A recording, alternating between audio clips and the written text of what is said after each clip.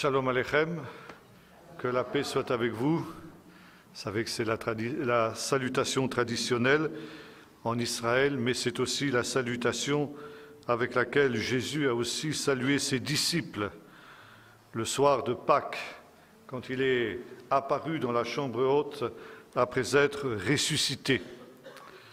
Et c'est effectivement cette paix que le Seigneur veut nous donner aussi dans ces temps, même si effectivement ce sont des temps difficiles, des temps solennels et graves, et où, comme le veut notre thème de ce soir, il s'agit d'un temps pour se préparer à la rencontre de notre Dieu.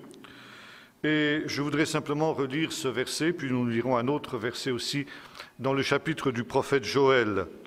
Donc Amos, chapitre 4 et verset 12, « C'est pourquoi voilà ce que je vais te faire, ô Israël, et puisque je vais te faire cela, prépare-toi à la rencontre de ton Dieu, ô Israël. » Et je voudrais aussi lire un texte qui va dans le même sens, que nous trouvons dans le livre du prophète Joël, chapitre 2, et qui nous dit ceci, « Sonnez du chauffard ». Chauffard, c'est le corps, la corne de bélier ou d'antilope. Il y en avait un tout à l'heure, je ne sais pas s'il est toujours là. En tout cas, c'est cet instrument que l'on traduit en général par trompette, bien que trompette soit un petit peu, nous égare quelque peu, parce que quand nous parlons d'une trompette, en français, nous entendons souvent un instrument de métal. Il y a un autre mot en hébreu pour dire une trompette de métal, ça existait aussi. Mais ce dont il est question ici, c'est effectivement une corne, un chauffard, un corps aussi, traduit-on, ça aussi c'est beaucoup plus valable. Sonnez du chauffard en Sion, lancez la clameur sur ma montagne sainte, que tous les habitants du pays frémissent, car le jour de l'Éternel vient, car il est proche, jour de ténèbres et d'obscurité, jour de nuée et de brouillard, il vient comme l'aurore déployée sur les montagnes. Le prophète Amos était un prophète qui avait été envoyé par le Seigneur pour prophétiser essentiellement contre le royaume du Nord, le royaume d'Israël. Ça veut dire le royaume des 10 tribus. Et ce royaume vivait à cette époque en pleine euphorie. C'était, pourrait-on dire, la dernière époque de splendeur de ce royaume, et il devait tomber quelques dizaines d'années plus tard sous les coups des Assyriens, mais cela, il ne le savait pas encore et il n'en était pas conscient. Et pourtant, les germes de la décadence, les germes du jugement de Dieu étaient déjà visibles pour qui savait les discerner. Mais le peuple de Dieu, le peuple d'Israël, était tellement assoupi et était tellement endurci, tellement installé dans ce luxe, dans ce confort que dénonce d'ailleurs le prophète Amos en disant « ils reposent sur des lits d'ivoire, ils extravaguent au son de la harpe comme s'ils étaient David lui-même. Ils passent leur temps en festin, en banquet, en fête, etc. » Et ils ne s'imaginent pas, ils ne réalisent pas que déjà, comme le disait plus tard Jean-Baptiste, la cognée est mise à la racine des arbres. Et c'est dans cette euphorie, dans ce ciel bleu, pourrait-on dire, qui était celui du peuple d'Israël de cette époque, que le prophète apparaît comme étant quelqu'un qui va donner un coup de tonnerre dans un ciel bleu. Et notamment, il y a une idée fausse que le prophète va prendre de plein fouet, c'est l'attente de ce que le peuple d'Israël appelait le jour de l'Éternel. Ce jour de l'Éternel, il en est souvent question chez les prophètes. On le retrouve aussi dans le livre de l'Apocalypse, où il nous est dit par exemple que l'apôtre Jean a été enlevé dans le ciel au jour du Seigneur, ou au jour de l'Éternel, c'est la même chose. On a parfois compris ce texte comme si le Jean avait été enlevé dans le ciel le jour du dimanche. Ça n'a rien à voir avec le dimanche. Il a été enlevé dans le ciel pour voir le jour de l'Éternel. Ce jour qui n'est pas un jour de 24 heures, mais qui est une période de temps qui va marquer l'intervention du Seigneur dans l'histoire. Depuis le 7e jour de la création, Dieu s'est retiré dans son repos. Ça veut dire qu'il cesse d'agir. Pendant les 6 premiers jours de cette grande semaine de la création, il n'a cessé d'agir. Et à partir du 7e jour, Dieu s'est retiré dans son repos, dans son Shabbat. Et depuis, il laisse la place libre à l'homme de poursuivre cette œuvre, à l'homme de faire une histoire en quelque sorte. Et Dieu ne sort de ce repos qu'à certains moments exceptionnels, soit parce que les choses vont trop loin et que Dieu est obligé d'intervenir pour rétablir les choses, autrement le monde irait à la perdition, soit parce que ses enfants lui demandent d'intervenir, ses enfants lui demandent de sortir de son repos. Et lorsque nous prions, c'est une invitation à Dieu d'agir. Souvent, le psalmiste interpelle Dieu de cette manière. « Sors de ton repos, étends ton bras, agis ». Et lorsque Dieu agit, c'est toujours le miracle. Le miracle, c'est l'action de Dieu qui sort de ce repos pour intervenir.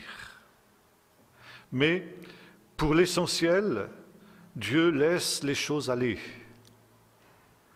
Et les hommes ne comprennent pas que le Seigneur leur laisse la responsabilité de ce qui se passe sur la terre. Le psalmiste, dans le psaume 15, disait ceci, « Les cieux sont au Seigneur, mais il a donné la terre aux fils des hommes. » Et lorsque les choses ne vont pas, et aujourd'hui, plus que jamais elles ne vont pas, on accuse Dieu, comme si Dieu était responsable de ce qui se passe. Mais, encore une fois, Dieu n'est pour rien dans ce qui se passe. Au contraire, Dieu est intervenu et intervient justement pour empêcher que les dégâts ne soient trop importants. Mais Dieu a fait à l'homme ce redoutable cadeau de la liberté.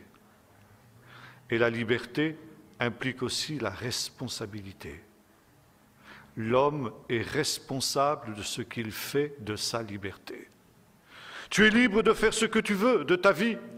Tu es libre de faire ce que tu veux du monde que Dieu t'a confié. Mais un jour, Dieu te demandera des comptes. Et ce jour est justement ce jour que les prophètes appellent le jour de l'Éternel. Le jour de l'Éternel, c'est un autre temps. Jour peut se comprendre aussi en hébreu comme signifiant un temps.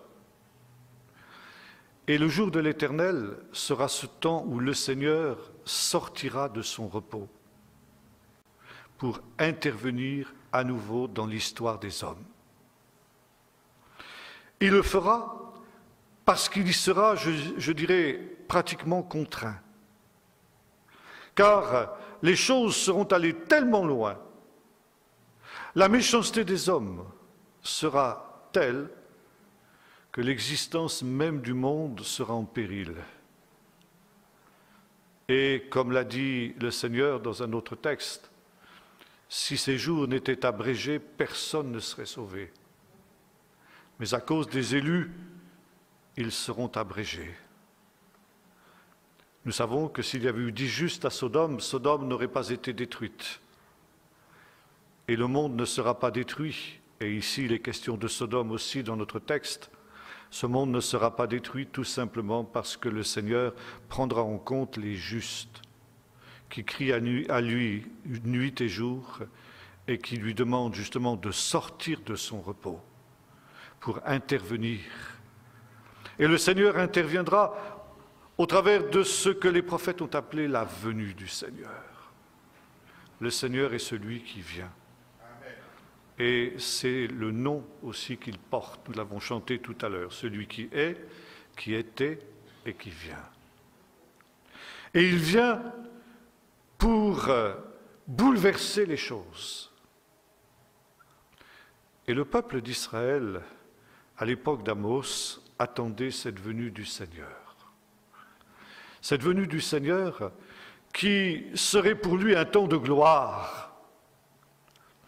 Avec raison, le peuple d'Israël s'attendait à ce que le Seigneur lui fasse grâce dans ce temps-là, le rétablisse et accomplisse toutes les promesses qu'il avait faites à ses pères, qu'il élimine ses ennemis, qu'il le délivre de toutes les oppressions de toutes les nations qui étaient alentour, et qu'il règne à partir d'Israël sur l'univers tout entier. C'était donc un jour glorieux, un jour qu'il attendait avec impatience, si j'ose dire.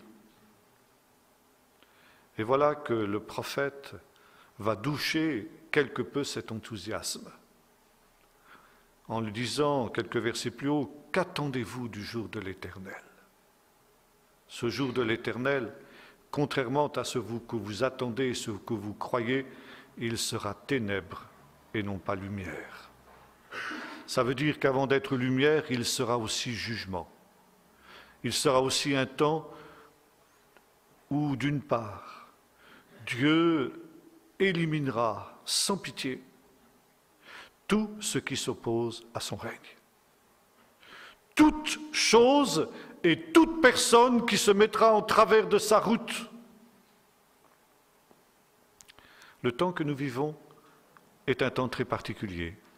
C'est le temps de la patience de Dieu. Dieu est celui qui supporte le péché, l'iniquité, le mal, tellement que les méchants et les pécheurs se méprennent sur cette patience de Dieu. Et dans le livre des psaumes, le psalmiste met dans la bouche du méchant cette parole: Dieu ne fait ni bien ni mal.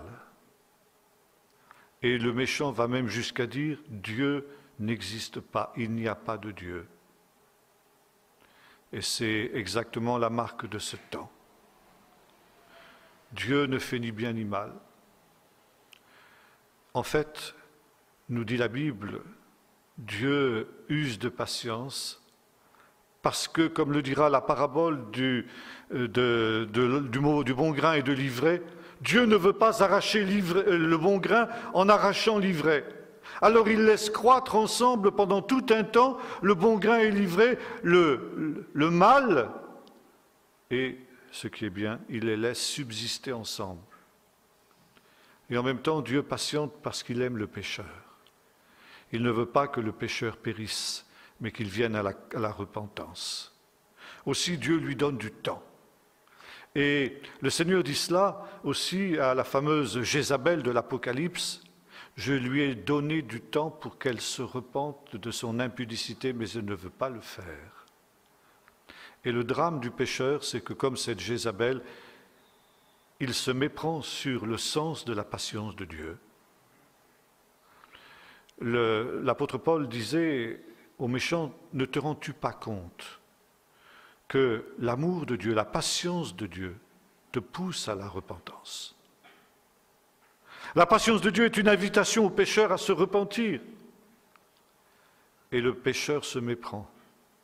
Il croit que Dieu est faible. Il croit que Dieu est impuissant.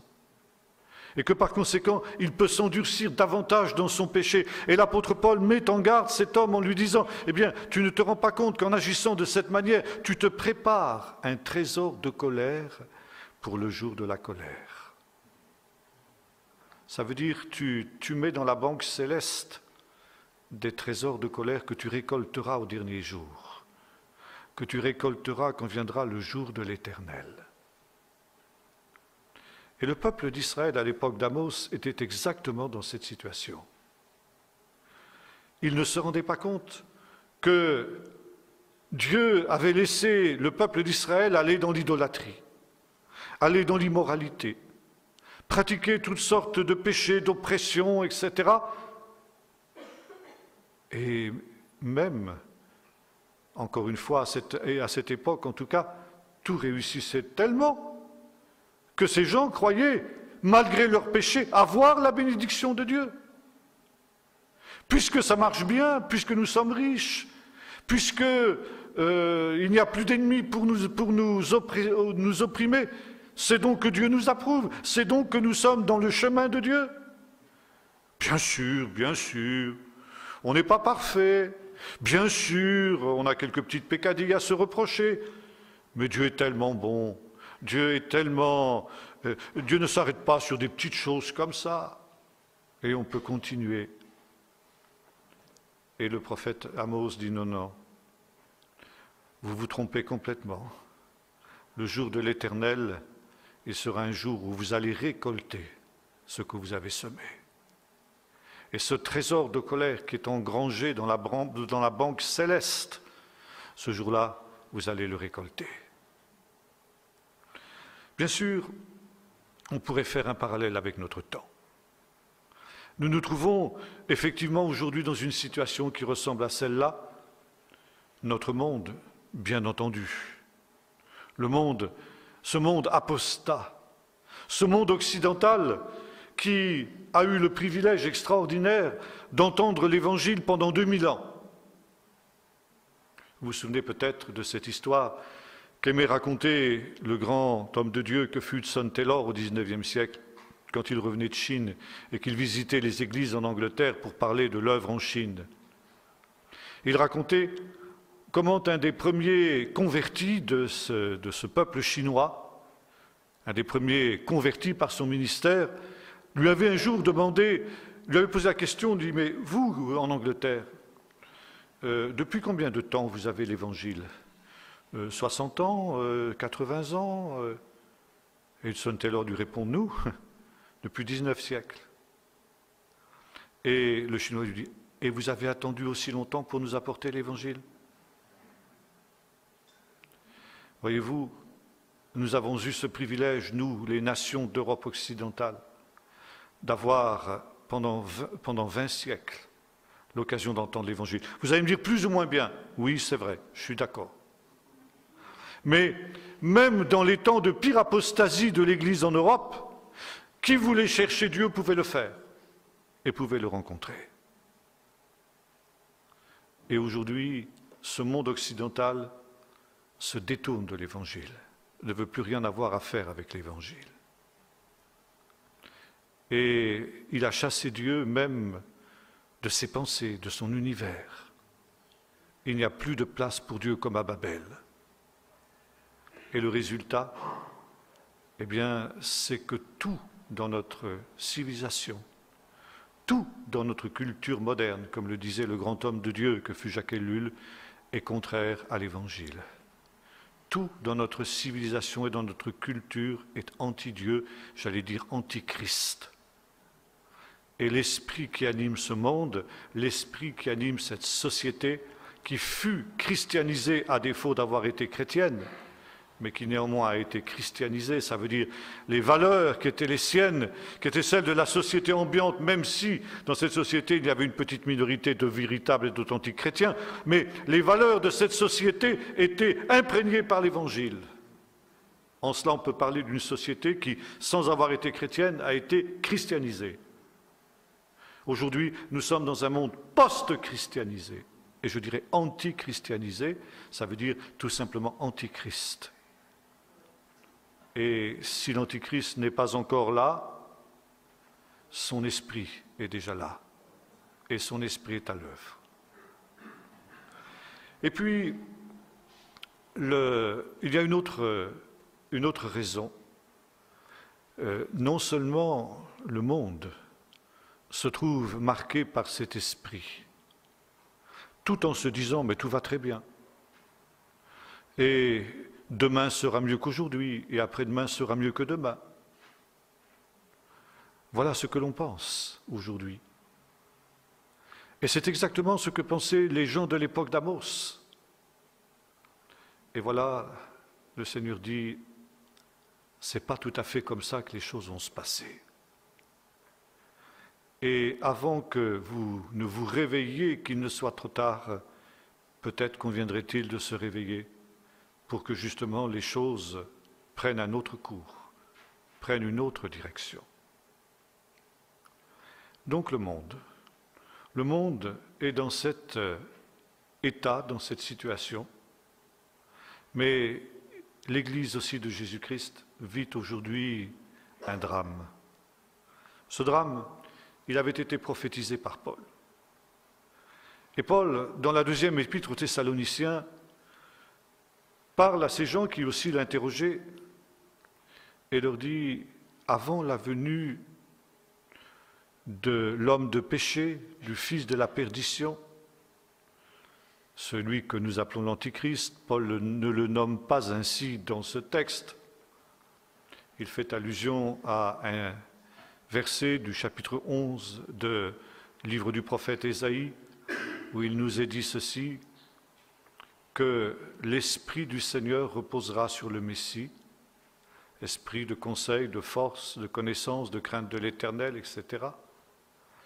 Et il nous est dit, il jugera avec justice, et du souffle de sa bouche, il fera périr le méchant.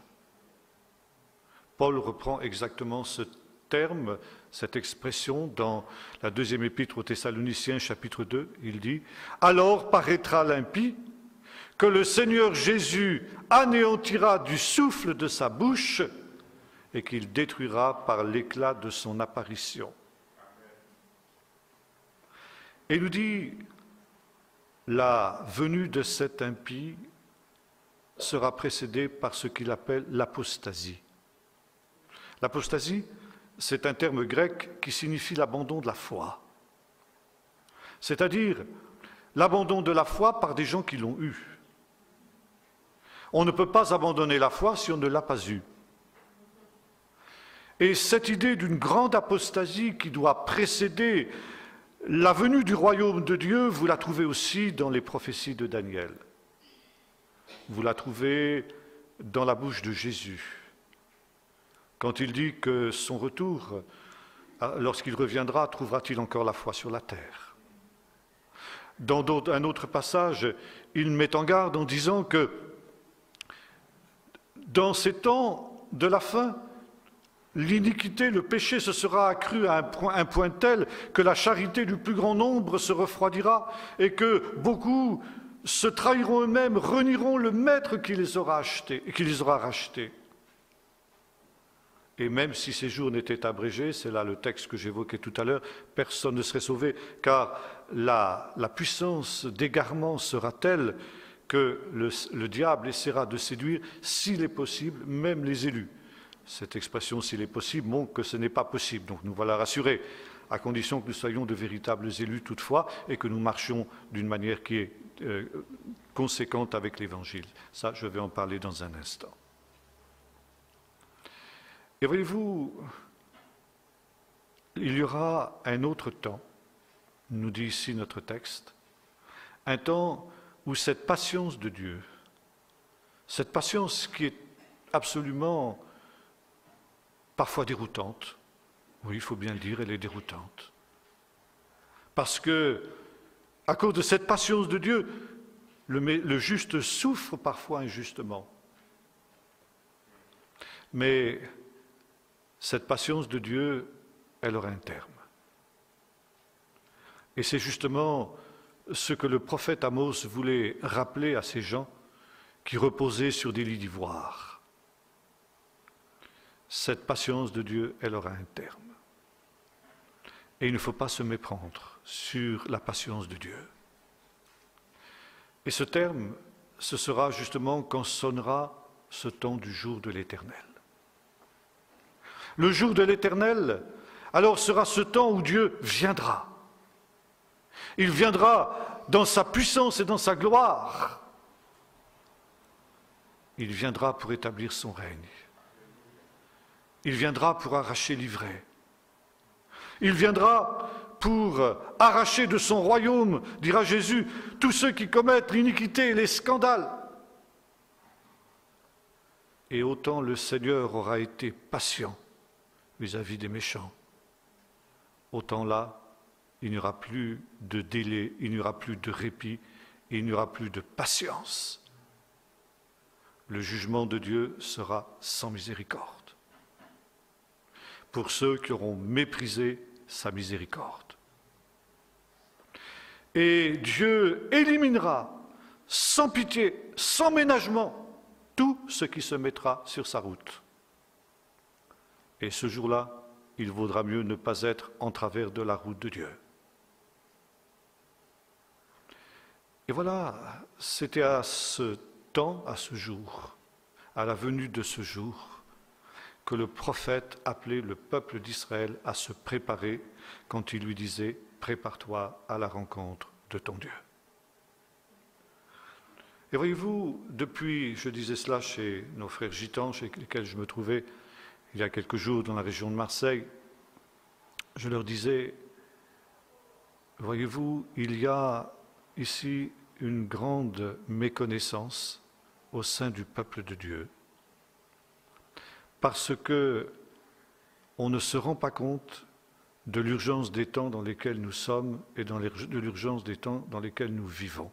Cela, d'ailleurs, est parfaitement cohérent avec est parfaitement semblable à ce qu'était la situation de ces Israélites auxquels le prophète Amos s'adressait. Il y avait un frère évangélique avec lequel je m'entretenais il y a quelques années de cela, et qui me disait « Mais vous dites que le Seigneur revient. » Mais voilà, moi ça fait 40 ans que j'entends ça, depuis que je suis petit. Alors vous comprenez, je me dis que si le Seigneur n'est pas revenu depuis 40 ans, j'ai le temps. Vous voyez, le raisonnement parfaitement erroné et parfaitement dramatique qu'est celui de bien des enfants de Dieu. Lorsque le réveil de Pentecôte a commencé à souffler au début du siècle dernier, comme cela est écrit là sur cette banderole, il y avait 4 points. Jésus sauve, Jésus guérit, Jésus baptise, et le 4e, Jésus revient. Et ça, tout le monde attendait le retour du Seigneur. On savait que Jésus revenait. C'est la marque de tout réveil. Lorsque l'Esprit de Dieu souffle et qu'il y a un réveil véritable et authentique, alors il y a cette espérance du retour du Seigneur qui refait surface, qui ressurgit. Et lorsque l'espérance du retour du Seigneur s'est estompée, vous êtes sûr que le réveil est parti. Et aujourd'hui, que reste-t-il dans bien des milieux évangéliques de l'espérance du retour du Seigneur? Moi qui visite les églises, j'en entends de belles, croyez-moi. Et ça, c'est un signe qui ne trompe pas. Le réveil n'est plus qu'un souvenir. Et pourtant, qu'est-ce qu'on nous parle du réveil? Depuis, je reprendrai ce que disait ce frère auquel je faisais allusion tout à l'heure, moi, depuis 40 ans, j'entends parler du grand réveil qui vient. Alors, il y a toujours des grands réveils qui viennent. Et puis, en fait, de réveil, c'est l'inverse qui se produit. Parce que la Bible ne nous annonce pas un grand réveil pour la fin. La Bible nous annonce, et je faisais allusion tout à l'heure, l'apostasie du peuple de Dieu. Du peuple de Dieu qui aura l'apparence de la piété, qui aura gardé l'apparence de la piété, mais qui aura perdu ce qui en fait la force. Qui aura renié ce qui en fait la force. Oh, ça ne veut pas dire que ce seront des gens qui seront comme les gens du monde en disant « Non, Dieu ne fait ni bien ni mal, etc. » Mais ils auront l'apparence, ils chanteront, ils iront réunion, au culte, etc. Mais leur vie ne différera en rien de celle des païens. Il y a un esprit d'apostasie qui est à l'œuvre aujourd'hui dans l'Église. Et je parlais avec un frère, avec des frères plus exactement, qui depuis 40 ans, eux, vivent un véritable réveil. Ce sont des frères Zoulous, en Afrique du Sud. Et il y a là-bas, dans les montagnes du Natal, un réveil parmi ce peuple Zoulou, qui était un des peuples les plus fermés à l'Évangile, un réveil qui est un véritable réveil, authentique réveil. Ça veut dire un réveil qui porte du fruit, où les gens abandonnent le péché, leur vaine manière de vivre, et vivent d'une manière digne de l'Évangile. Je parlais avec les responsables de ce réveil qui voyagent dans le monde entier, et je leur disais ma tristesse de voir l'état dans lequel sont nos églises. Et je lui disais, est-ce que c'est spécifique à l'Europe? Il me disait, non, c'est mondial. Et quand il m'a dit c'est mondial, j'ai compris que c'était ce dont la parole de Dieu nous parlait. La grande apostasie. La grande apostasie des temps de la fin. Et il y a cet esprit d'égarement dont nous parle l'apôtre Paul, toujours dans cette deuxième épître aux Thessaloniciens, un esprit d'égarement pour qu'ils croient au mensonge, parce qu'ils n'ont pas suffisamment aimé la vérité pour être sauvés, nous dit l'apôtre. À mon sens, c'est une des paroles, une des mises en garde les plus terribles que nous trouvons dans la Bible. Une puissance d'égarement qui vient de Dieu lui-même. Et quand nous lisons le livre de l'Apocalypse, nous voyons cela aussi, dans le chapitre 16, où il est question d'esprits de démons qui vont vers les rois de la terre, pour les préparer pour le grand jour de l'Éternel. Et pour les préparer pour cette fameuse bataille dont nous parle le livre de l'Apocalypse, qui s'appelle la bataille d'Armageddon. Et cet esprit est essentiellement un esprit de séduction. Un esprit qui amène l'homme à ne plus voir, à être inconscient de ce qui se passe autour de lui. Bon, ça, je pourrais vous parler longuement de ces choses parce que j'ai beaucoup réfléchi et j'ai eu l'occasion de m'en entretenir aussi longuement avec un autre grand homme de Dieu disparu aujourd'hui qui s'appelait le professeur Jacques Ellul et qui me disait, un peu de temps avant sa mort, dans le dernier entretien que j'ai pu avoir avec lui, et je lui posais la question, je lui disais quel va être le grand problème de l'Église de demain, l'Église du XXIe siècle. Il me disait ce sera l'Église du divertissement. Ça veut dire que l'on cherchera un évangile agréable, un évangile divertissant, un évangile où il n'y aura plus de contraintes, un évangile où on voudra montrer au monde que nous aussi nous savons nous amuser, que quand on est chrétien, ce n'est pas pour ça qu'on est des gens tristes, et que nous aussi, on est finalement comme eux. Et qu'on peut venir au Seigneur tel que l'on est, ce qui est vrai d'ailleurs. Le Seigneur nous demande de venir tel que nous sommes, mais il ne demande rien pour que nous venions à lui. Mais quand nous sommes venus à lui, il demande tout. Et c'est ça qu'on oublie de dire aujourd'hui. Et voilà justement cette Église de la fin, cette Église tels que les nombreux textes auxquels j'ai fait allusion se réfèrent, mais là il faudrait les prendre les uns après les autres, mais ce serait trop long, je ne peux pas les prendre, parce que nous avons trop peu de temps. Mais cette Église de la fin est une Église que Jésus a aussi dépeinte dans cette fameuse parabole dite des vierges folles en particulier. Je me trouvais au milieu de frères ces derniers temps qui avaient une drôle d'interprétation de cette parabole. Ils disaient « Les vierges sages, c'est l'Église, et les vierges folles, c'est Israël. » Voilà, comme ça on est tranquille. Voyez-vous cet esprit de séduction, on se rassure à bon compte. D'ailleurs, entre parenthèses, une des marques aussi de cet assoupissement spirituel et de cette apostasie, c'est c'est la manière dont beaucoup de chrétiens dans les milieux évangéliques maintenant considèrent aussi Israël. Un des responsables de cette communauté au milieu de laquelle je me trouvais, qui avait cette doctrine, j'ai essayé de discuter avec eux toute une soirée pour leur montrer que ça ne tenait pas la route. Il me disait, mais comment est-ce qu'on peut bénir Israël alors que Olmert jette des bombes sur les enfants palestiniens? Et voyez-vous, cet esprit de mensonge qui va vers les rois de la terre. Et la diabolisation d'Israël, qui n'est pas parfait, j'en conviens, ce n'est pas la question, mais disons qui est véritablement diabolisé par les médias, est aussi cette marque de l'action de l'esprit de l'Antichrist, de ces esprits de démons qui vont justement pour préparer ce grand jour de l'Éternel. Le jour où Dieu, justement, interviendra dans cette histoire, parce que, contrairement à ce qu'on pense, on ne va pas vers un progrès, on va vers une décadence. Et si Dieu n'intervenait pas, je le redis comme je l'ai dit tout à l'heure, eh bien le monde disparaîtrait dans un terrible cataclysme. Mais Dieu ne veut pas cela.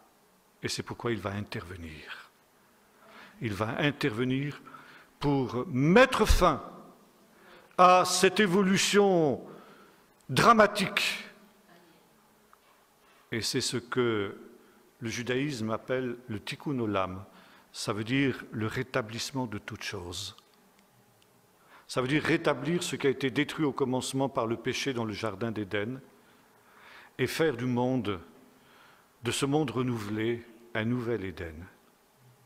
Réintroduire justement les conditions de l'Éden. Mais cela ne se fera pas sans soubresaut. Cela ne se fera pas sans bouleversements importants au sein desquels justement il y aura ce grand signe d'Israël. Et là je reviens à cette église que je visitais ces derniers jours. Et là on m'a posé la question, mais en tant que chrétien, qu'est-ce qu'on en a à faire d'Israël? Je dis bien, Israël est le signe et le seul signe significatif que le Seigneur revient. Ce n'est pas les tsunamis, ce n'est pas la crise économique, financière ou autre qui sont des signes. Le seul signe auquel Jésus nous invite à prêter attention, c'est Israël. Or, aujourd'hui, la situation d'Israël est une situation extrêmement dramatique. Israël est abandonné par tous ses amis.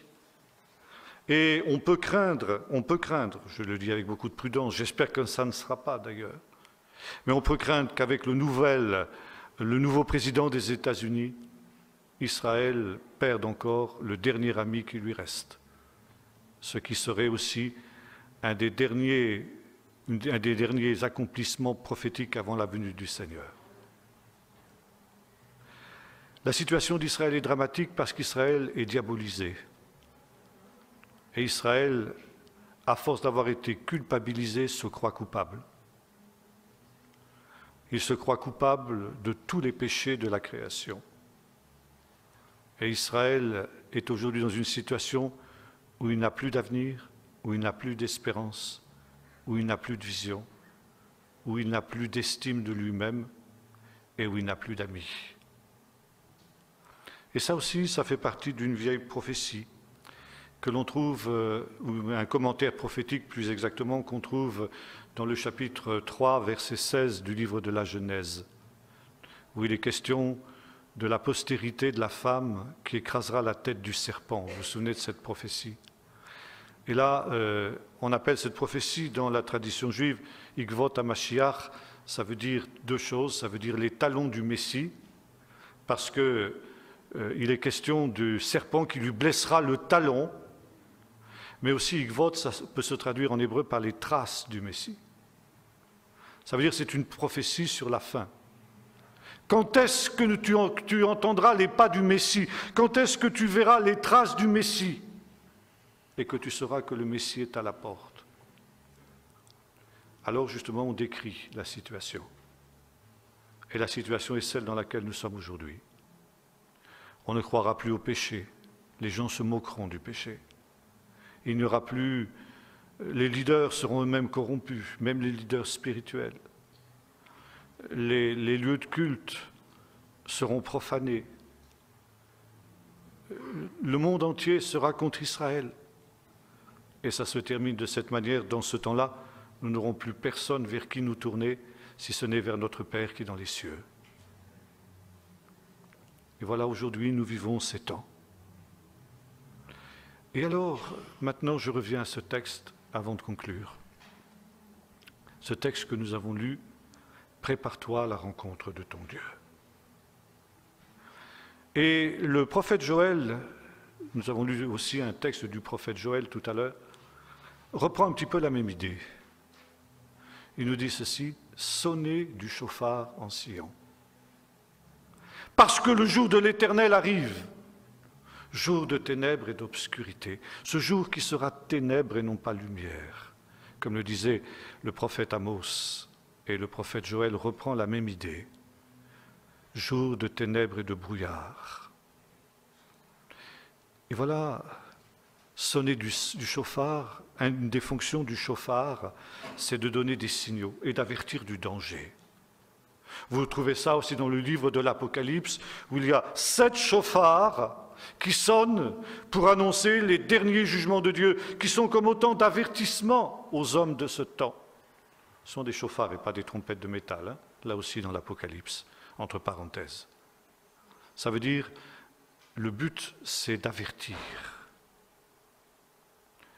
Et depuis un certain nombre d'années, maintenant, le chauffard retentit. Le chauffard retentit pour avertir le monde et pour avertir l'Église. Je voudrais très brièvement évoquer quelques-uns de ces sons du chauffard dans ces temps qui se sont écoulés, ces 60 dernières années en particulier. Le premier son du chauffard, ça a été le 15 mai 1948, lorsque Ben Gurion à Tel Aviv a proclamé la renaissance de l'État d'Israël. Comme l'écrivait le regretté professeur André Lamorte, ce jour-là, les cloches des églises de toute la chrétienté auraient dû sonner. Et au lieu de cela, non seulement la plupart des églises ont ignoré ce qui se passait, mais même s'y sont opposées.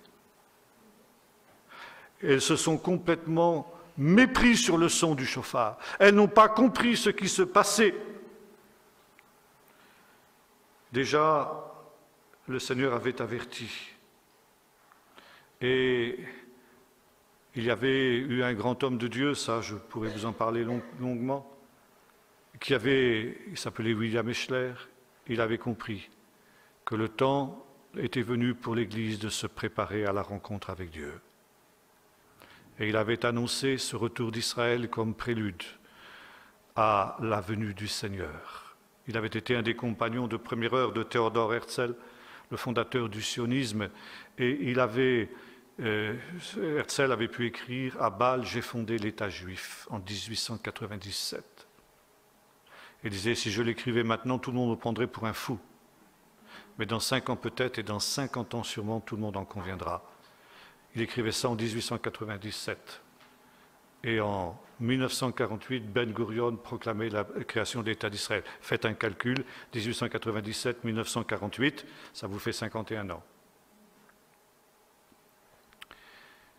Il y avait aussi un moment très important qui s'est produit il y a maintenant 41 ans, lorsque le chauffard a retenti à côté du Kotel, du mur du Temple, le 7 juin 1967, quand après 19 siècles, le peuple d'Israël est revenu à Jérusalem.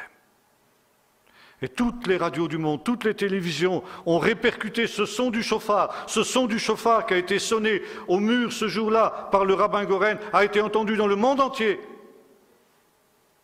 Et c'était un avertissement solennel du Seigneur au monde et à son Église. C'était les tout derniers moments. D'ailleurs, c'est intéressant de constater que ça s'est produit 19 siècles après la destruction du Temple et 19 ans après 1948, après la création de l'État d'Israël. Et les rabbins ont constaté qu'il y a un texte à la fin du chapitre 60 du prophète Ésaïe qui nous dit ceci: « Dans ce temps-là, je hâterai ces choses, dit le Seigneur. » Et les 3 premières lettres du mot « je hâterai », Achishena, Beito, Achishena, on dit en hébreu, elles forment le chiffre 19. 19 siècles et 19 ans. Dans ce temps, je hâterai ces choses. c'était un deuxième son du chauffard qui n'a pas été entendu. Le troisième son du chauffard, ça a été la guerre du Kippour en 1973. Cette guerre qui a éclaté pendant ce jour où précisément on sonne du chauffard et qui est une anticipation du jugement dernier. Selon la tradition juive, c'est ce jour-là que chacun passe devant Dieu comme il passera devant Dieu au dernier jour et qu'il doit se préparer à rencontrer Dieu. Et quand le soir du Kippour, le chauffard retentit, les destins sont scellés. La signature est mise dans le livre, ou pour la vie, ou pour la mort. Et ceux qui connaissaient cette tradition ont dit, puisque cette guerre a éclaté pendant la période du Kippour, le jour du Kippour, il y a un destin scellé. Nous sommes en route vers Armageddon, nous sommes en route vers la venue du Seigneur. Alors je m'arrête et je conclus maintenant. Sonner du chauffard en Sion. Et le Seigneur dit ceci, maintenant encore. Maintenant encore, ça veut dire c'est tard, très tard. Mais ce n'est pas encore trop tard.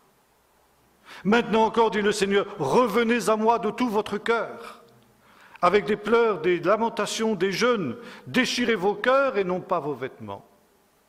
Et revenez au Seigneur. Et il y a une parole merveilleuse qui lui dit, qui sait ce qui va alors pouvoir se passer? Qui sait si Dieu ne va pas changer la malédiction en bénédiction? Alors publie un jeûne, une convocation solennelle.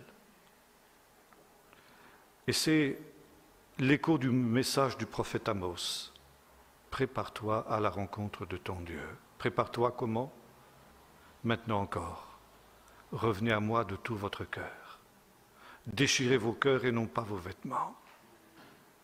Et qui sait ce qui va pouvoir alors se passer dans ta vie, autour de toi, peut-être dans nos pays même, qui sait?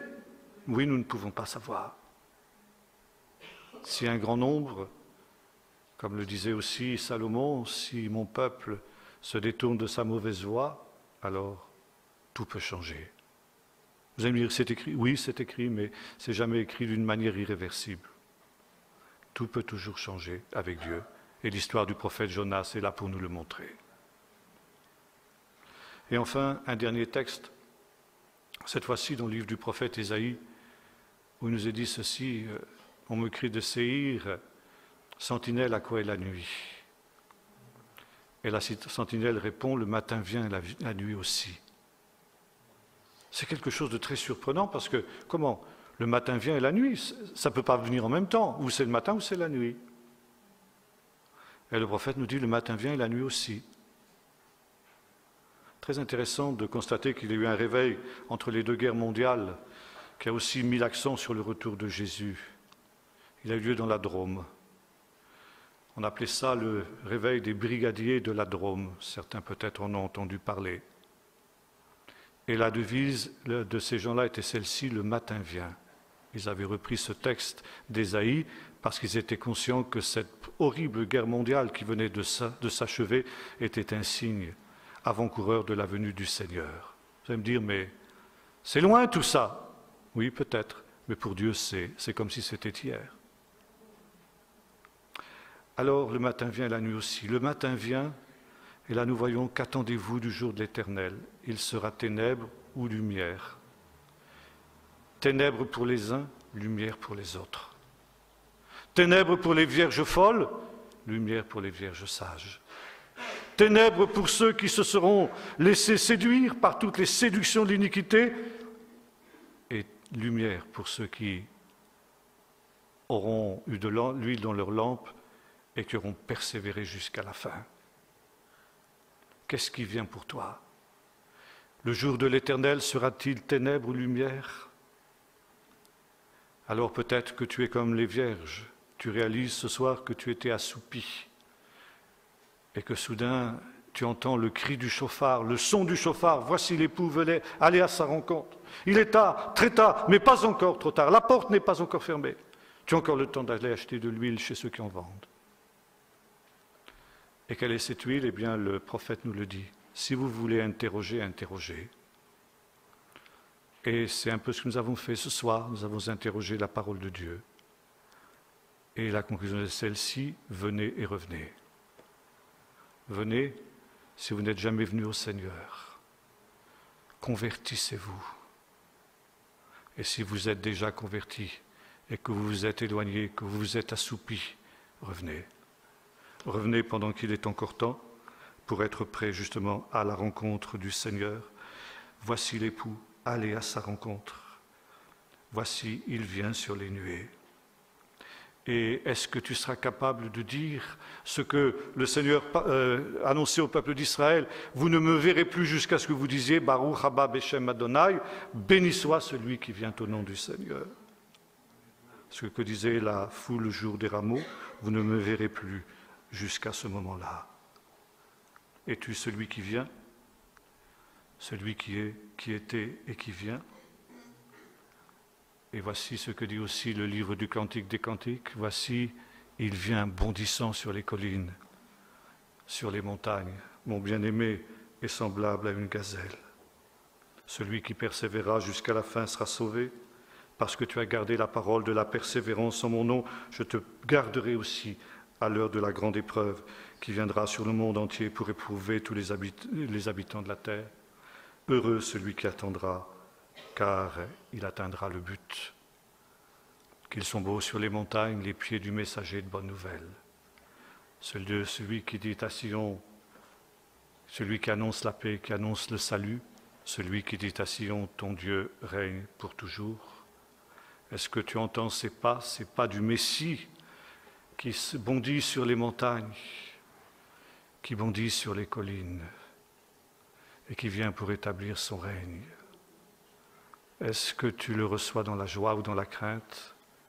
Ce jour sera-t-il ténèbres ou lumière? Prépare-toi, il est encore temps, maintenant encore, dit le Seigneur. Revenez à moi. Et qui sait ce qui pourra alors se passer? Prions maintenant. Seigneur notre Dieu, dans ces temps particuliers dans lesquels nous vivons, nous réalisons, Seigneur, que nous ne sommes pas indemnes de l'apostasie générale qui atteint ce monde et qui atteint une grande partie de ton Église. Nous réalisons, Seigneur, que nous sommes aussi visés par l'adversaire qui cherche à séduire, s'il est possible, même les élus. Aussi, Seigneur, nous voulons nous humilier, nous repentir devant toi de tout ce qui a pu être assoupissement spirituel, de tout ce qui a pu être compromis avec ce qui nous entoure, de tout ce qui a pu être acquiescement à ces esprits de séduction, ces esprits de ténèbres qui sont dans le monde. Seigneur, nous te prions de faire briller sur nous ta lumière, pour que nous discernions, nous puissions nous voir tel que tu nous vois. Et nous te faisons la prière du psalmiste, sonde-moi, ô Dieu, et connais mon cœur. Voici, je marche sur une mauvaise voie et conduis-moi sur la voie de l'éternité. Seigneur, permets que nous ne puissions prendre conscience de notre état spirituel avant qu'il ne soit trop tard. Et si tu veux nous révéler, Seigneur, et si cela était quelque chose de négatif, comme pour ces églises de l'Apocalypse, si tu étais amené à nous dire, tu es tiède, tu n'es ni froid ni bouillant, Seigneur, tu le ferais par amour encore, pour nous inviter à revenir et à nous repentir, à remettre de l'ordre. Aide-nous, Seigneur, à remettre de l'ordre dans nos vies, dans tous les domaines de nos vies, dans cette grande préparation à cette venue du jour de l'Éternel à laquelle tu nous invites par cette parole du vieux prophète qui retentit encore aujourd'hui. Prépare-toi à la rencontre de ton Dieu. Donne-nous d'être attentifs au son du chauffard et maintenant encore, revenir à toi de tout notre cœur pour être trouvé prêt quand tu viendras, de telle sorte que, Seigneur, ce jour soit lumière pour nous et non pas ténèbres, que ce soit le matin qui vienne et non pas la nuit. Au nom de Jésus. Amen.